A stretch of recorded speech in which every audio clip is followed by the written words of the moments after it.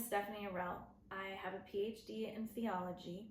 I also am trained in clinical treatment for trauma from the National Institute of the Psychotherapies in New York City, and I've done quite a bit of work around treating trauma, both the mental health aspects of trauma and physical aspects of trauma in the human body. So today what I want to talk to you a little bit about is our vagus nerve and its relationship to the parasympathetic and sympathetic nervous systems in the human body, but specifically how we think about those in relationship to our own anxiety or panic and everyday functioning. A good way to understand the vagus nerve and how it makes an impact on our everyday lives is to give you an anecdote. While I was getting my PhD, a friend of mine came in from the streets of Boston after riding her bike and having an encounter with a car. My memory is not serving me well, whether it was an accident precisely or she was cut off. I can't quite remember, but she was having an anxiety attack, both a physiological response to the accident, but also a mental response. It was dual. And I took her and I had her lay down and I held her head on my lap and I asked another friend of mine to go grab some ice. And I applied the ice to her neck around the carotid artery area and this muscle, which is called the sternocleidomastoid mastoid. I'm pretty sure I'm saying that correctly. Running the ice down this part of her neck in order to stimulate the vagus nerve. Now, why is that? The vagus nerve, once it's stimulated, it has an effect on the parasympathetic nervous system. So it starts to relax the body. I was trying to do this not only to get her out of the panic attack, but so that she was more coherent about where she was in reality. So basically the vagus nerve can be stimulated in any application of cold to the face or the neck. You could also dive into a lake, go swimming in the Northeast in the summer, and you're stimulating your vagus nerve. And why that's important is because it slows down your sympathetic nervous system, which is that part of your nervous system that wants you to be stressed and on edge. For any of you guys who get panic attacks, thinking about stimulating the vagus nerve would be really, really helpful. And I would say panic and anxiety. And those are very different things, but it kind of doesn't matter. If you start to feel like you're panicking or you're anxious and want to calm down, you can use tools to stimulate the vagus nerve. I'm not a medical doctor, so this may not be as precise as what you can find, but this is going to be my sort of understanding in terms of what I do, both on an academic level with trauma theory, but also when I work with bodies. The vagus nerve comes out of right around your brainstem, so right at the base of your skull, about that. It has two pathways. One goes into the mouth and underneath the tongue, more or less. The other is going down around your heart. It affects the diaphragm and it goes into your perineum. Basically, the base of your pelvis at the midpoint of your pelvis. So in between other things happening down in your pelvis. And it is affected by muscular structures within the diaphragm and within the pelvis. And if you think about it, anytime you get really anxious, you will have belabored breathing, and also you get tight in your stomach. So any of you guys who do yoga, when you hear people say relax your stomach, some of that has to do with calming down your sympathetic nervous system or stimulating your vagus nerve. Now, what that means is that breathing patterns, for instance, can start to stimulate the vagus nerve. And this is what we want. If we want to calm somebody down, we want to stimulate their vagus nerve. Breathing patterns can help do that.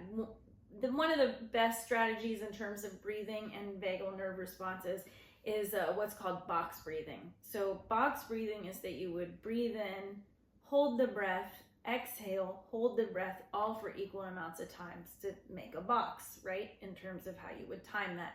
So it would be an inhale, for instance, for 4 counts, holding the breath for 4 counts, exhaling for 4 counts, and then holding the breath again for 4 counts.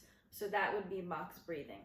There are also a variety of ways to stimulate the vagus nerve through other sensory experiences. So if touch, if feeling something is important to you, if you have a tendency to panic or have anxiety, or if you have a trauma history and you're affected randomly by stimuli in your environment, and it's unpredictable when that's going to happen, you could carry around something that's really pleasant to touch. Stick it in your pocket.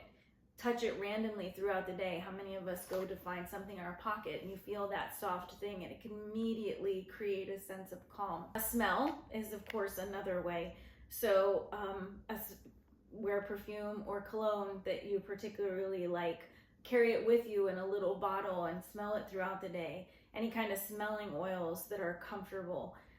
You could put something on a piece of fabric that has a smell and like hold that to your nose or have it around. It's probably why we like candles so much, because they give a scent that stimulates the vagus nerve and creates some sense of interior calm. In terms of sight, I can't think of anything really specific right now in terms of stimulating the vagus nerve, but I can tell you a little bit about what happens to sight related to trauma that might help you understand or think about how your sight is involved in anxiety or panic, both of which I think are evidence or attached to very often, maybe more often than not, to some kind of traumatic memory. Or a memory that signals pain. When something's happening to us that has this sort of traumatic resonance, the vision becomes very, very, very particular and very focused. So anytime we want to stimulate vagal properties, we want to make the vision expand and soften. So a technique that I use with people is to stare at something very pointedly, and then while relaxing the body, start to soften the vision and expand it out to the periphery. So that disrupts that very, very pointed vision that's associated with having a bad experience or having a traumatic experience. Funny enough, when I enjoy working out, and when I have a workout that's particularly difficult or super, super intense, I can tell that my vision starts to get very, very pointed. And one of my strategies for beating other people, one of my strategies is to try to soften my vision, because then I use less energy mentally and physically, and I panic less when I have a softer vision as my heart rate is elevated.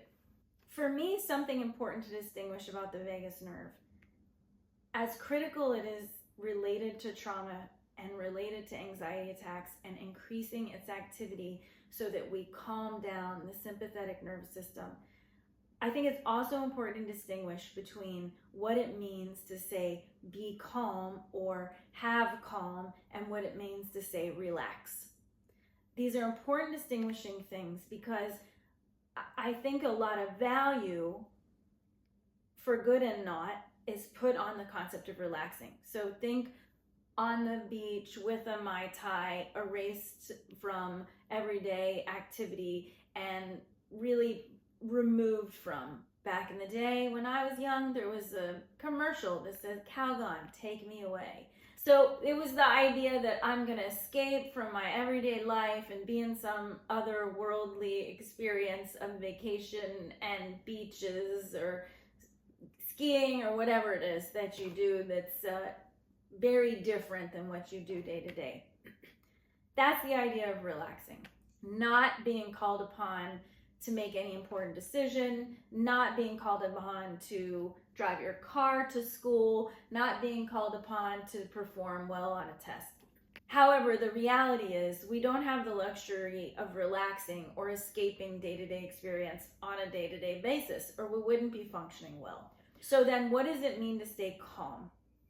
So I like to think about the vagus nerve and this idea of calming day to day to help people really start to invest in ways that I think compose good self-care.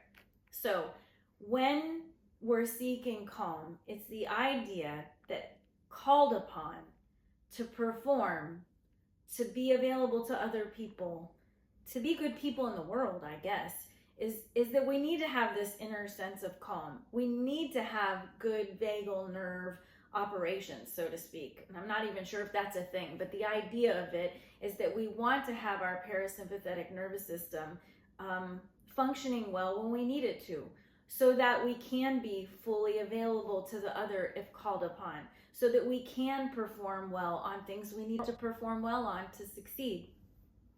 So this sense of calm is associated with calming down the sympathetic nervous system or stimulating the vagus nerve.